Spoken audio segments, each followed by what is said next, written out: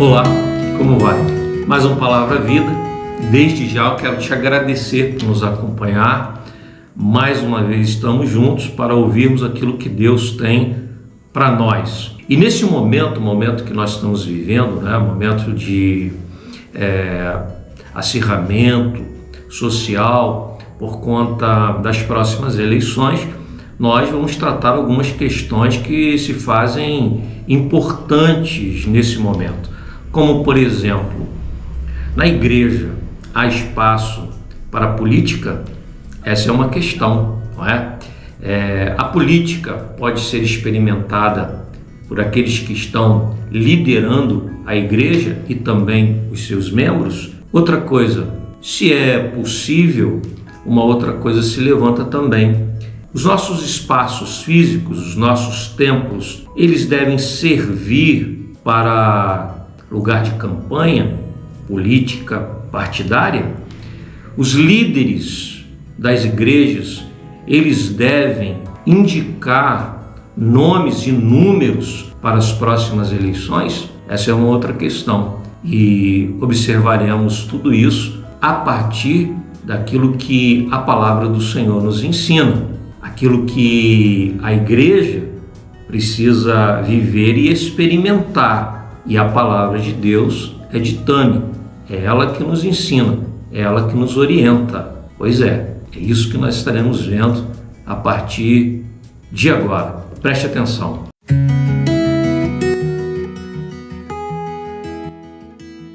Olá, como vai, povo 100% alvos da graça, da misericórdia, do amor de Deus em Cristo Jesus. Nós estamos hoje aqui para responder algumas questões que se levantam por ocasião das eleições que se aproximam. Por exemplo, política é algo que deve ser experimentado no seio da igreja? Bom, eu gostaria de te responder da seguinte forma. Veja, nós, e isso é o pensamento de Aristóteles, nós somos seres políticos por essência, porque vivemos em sociedade. Se você parar para pensar a palavra política etimologicamente, o significado é justamente esse, não é? Do grego, a ética da polis, o conjunto das regras que regem a vida social, a polis, a cidade, não é? Então nós que pertencemos à cidade, eu e você, e aí um exercício de cidadania, nós, em tudo aquilo que nós fazemos, em todo o nosso posicionamento, nós estamos fazendo política. Fazemos política quando pagamos nossos impostos, fazemos política quando nós respeitamos a ordem pública, isso tudo é política. Quando nós conversamos, dialogamos, estamos fazendo política. Portanto, na igreja, nós também experimentamos isso, porque a igreja faz parte da sociedade. Quando nós pregamos a palavra de Deus, nós denunciamos a injustiça, seja ela qual for, nós apontamos para a retidão moral, a retidão de caráter. Nós falamos a respeito da nossa influência diante da sociedade, proposta por Cristo Jesus, porque Ele mesmo disse que eu e você somos luz no mundo.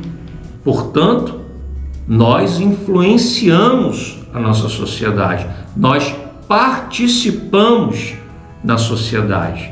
Nesse sentido, sim, eu e você, nós concordamos com Aristóteles, somos seres políticos, não é verdade?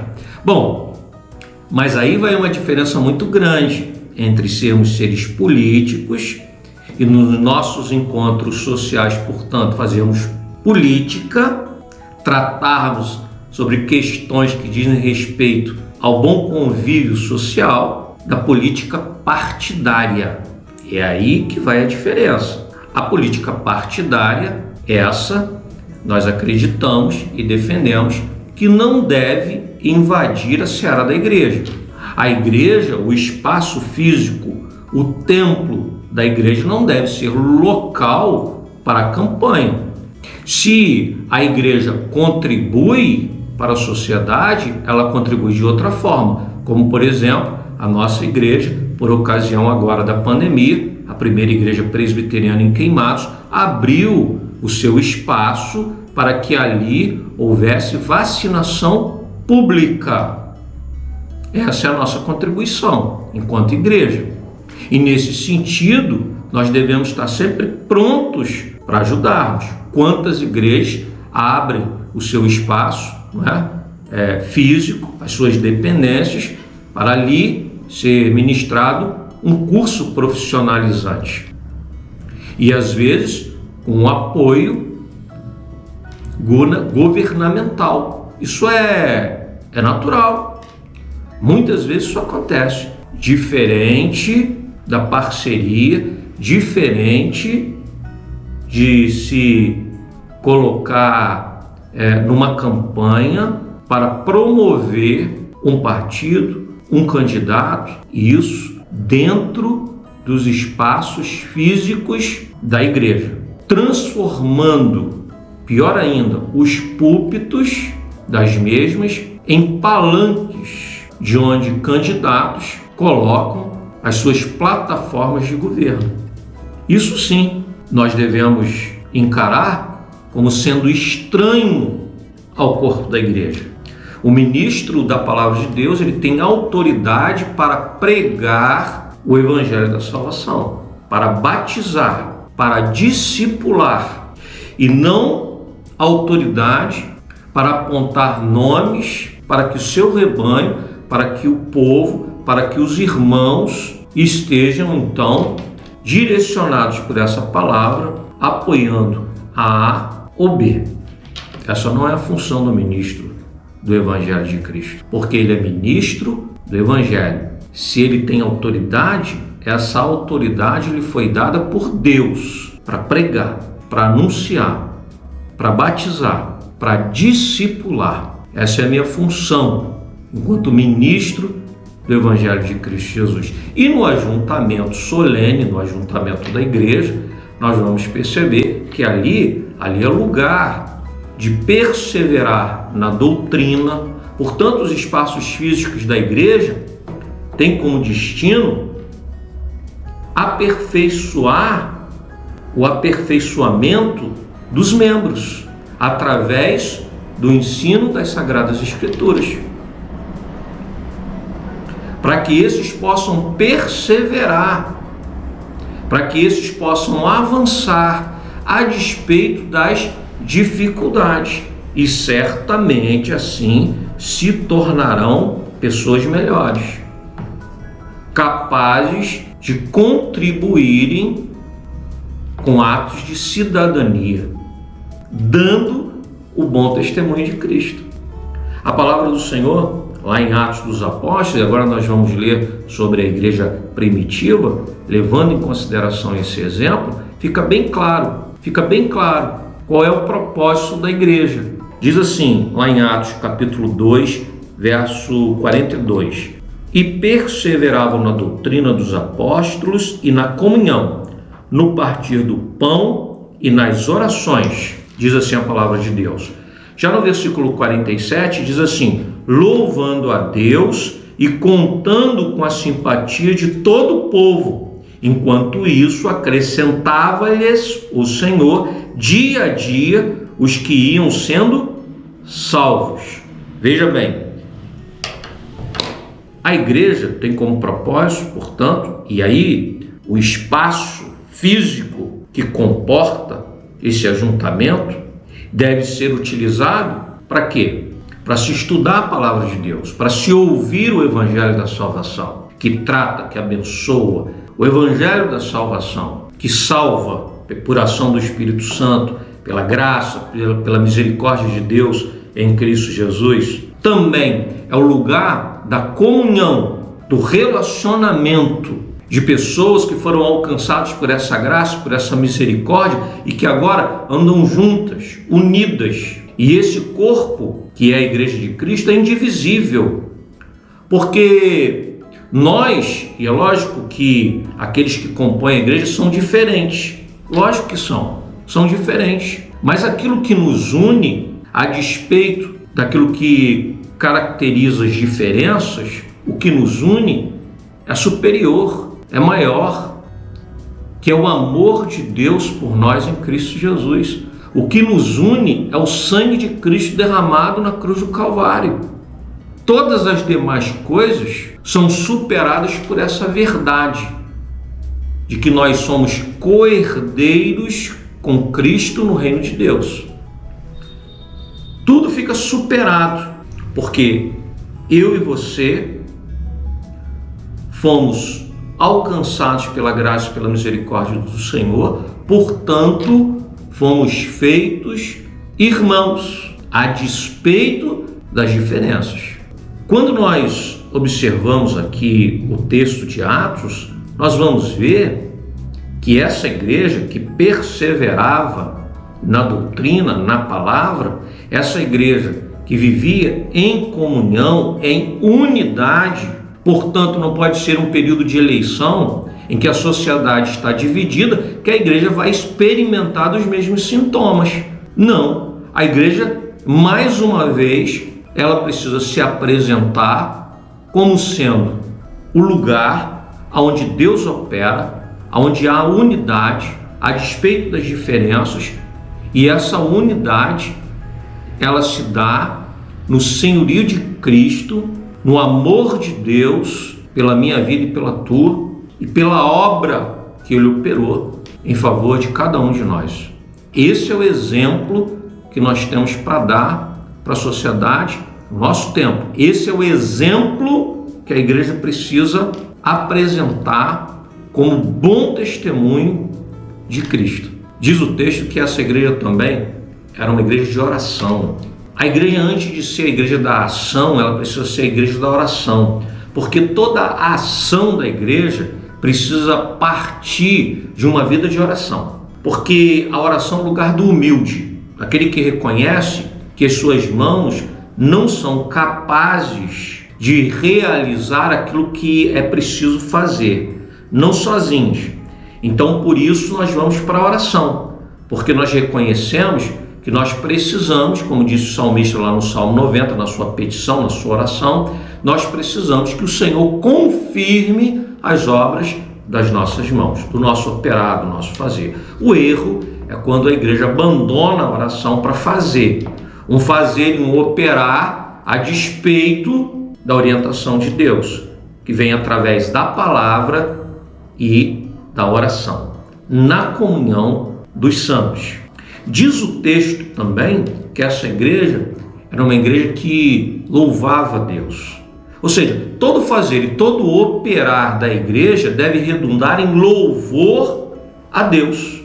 Tudo que nós temos dito, tudo que nós falamos, tem servido para o louvor de Deus? Os nossos lábios têm proferido palavras concernentes àquilo que as Sagradas Escrituras nos ensinam? Porque isso é louvor a Deus. A igreja, lá em Atos dos Apóstolos, ela conquistou a simpatia dos de fora. Aqueles que não fazem parte da igreja precisam olhar para nós e precisam ver em nós pessoas ordeiras, pessoas que têm diferenças ali, mas que convivem e sabem conviver. Ali é um lugar agradável, de pessoas cativantes. Quando a sociedade olha para a igreja e ela não vê na igreja o bom testemunho, ela desconfia. Em Atos dos Apóstolos, nós vemos uma igreja que contava com respeito, a consideração da sociedade à sua volta. A igreja não pode perder isso de vista.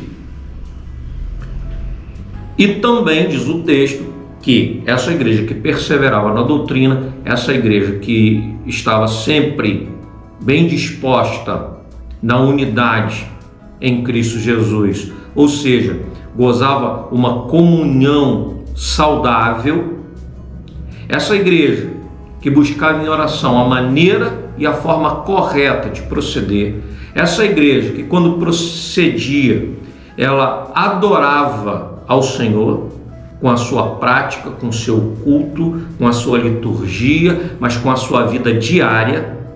Essa igreja que contava com a simpatia dos de fora, era uma igreja para onde o Senhor enviava aqueles que iam sendo salvos, aqueles alvos da graça e da misericórdia de Deus. Por quê? Porque ali é um lugar saudável, ali é um lugar para as pessoas serem recebidas, tratadas, abençoadas, o lugar onde elas estarão ouvindo acerca do amor de Deus, elas estarão aprendendo como proceder como verdadeiros cristãos e dessa forma também procederem bem enquanto participantes na sociedade.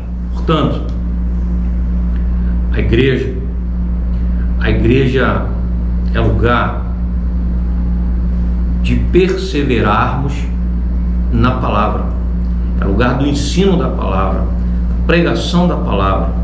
A igreja é o lugar da comunhão, de entranhados afetos, de gente que se tornou irmão por conta da obra de Cristo Jesus na cruz do Calvário.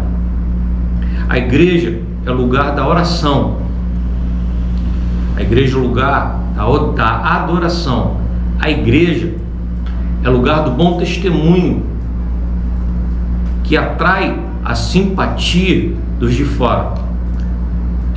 A igreja é lugar do acolhimento das pessoas que Deus envia para serem discipulados, para serem batizados, das pessoas que Deus envia para serem ensinadas, educadas, para terem a condição de se expressarem, cada um sabendo da sua responsabilidade enquanto cidadão, participante na sociedade. Portanto, a igreja não é lugar para que estejamos fazendo campanha política. O espaço físico da igreja não deve servir a essas atividades. Portanto, os nossos púlpitos, eu digo isso como pastor, não podem ser transformados em palanques, onde candidatos se apresentam para colocarem diante do povo suas plataformas de governo. A igreja não pode levantar bandeira política partidária. A igreja não pode defender cores. A igreja não pode ostentar flâmulos. A igreja não pode indicar números nem nomes.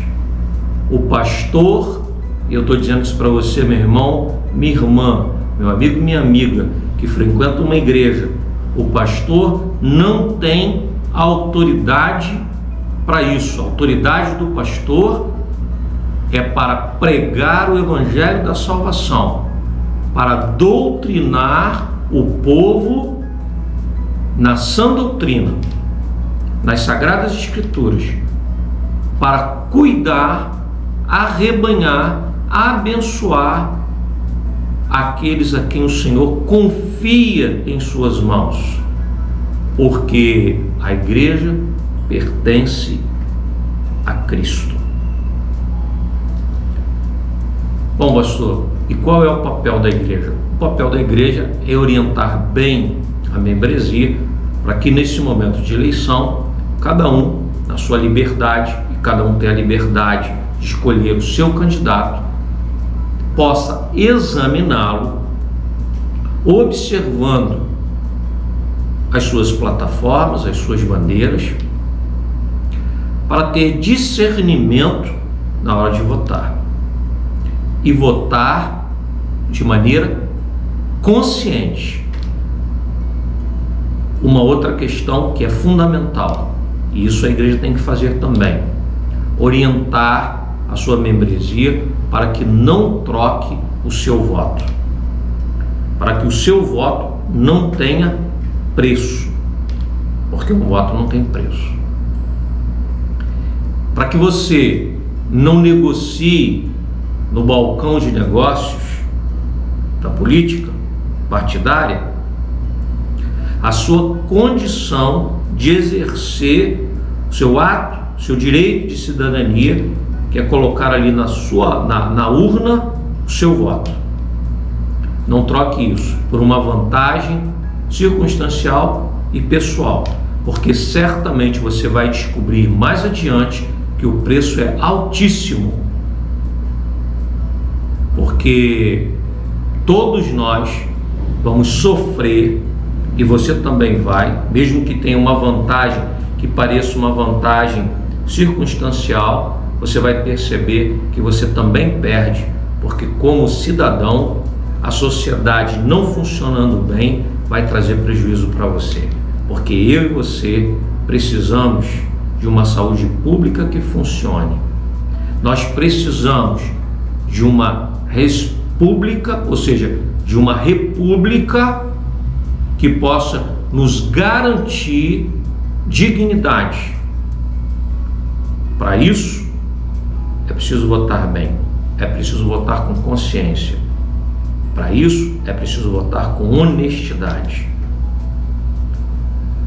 Que Deus te abençoe, que Deus abençoe a igreja e que nessas eleições nós possamos dar o bom testemunho de Cristo e que nós, pastores, possamos cumprir o nosso papel, que o espaço físico da igreja continue servindo para aquilo que sempre serviu, que é para a honra e glória do nome do nosso Deus, que é para o culto, que é para a edificação de vidas, e que nós, como líderes espirituais, pastores, possamos cumprir bem a nossa vocação, porque nós temos uma responsabilidade diante de Deus e vamos dar conta dessa responsabilidade.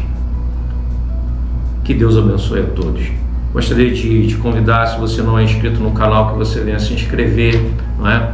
Para nós isso será motivo de grande satisfação. Se você quiser fazer um comentário acerca dessa mensagem, faça o teu comentário, vai ser um retorno maravilhoso para que nós possamos continuar aqui operando, fazendo, trabalhando, né? De maneira incansável para a edificação de muitos, tá legal? E outra coisa, se você puder dar aí o seu like, o seu joinha, também irá nos ajudar nesse processo, tá bom? Que Deus abençoe a todos.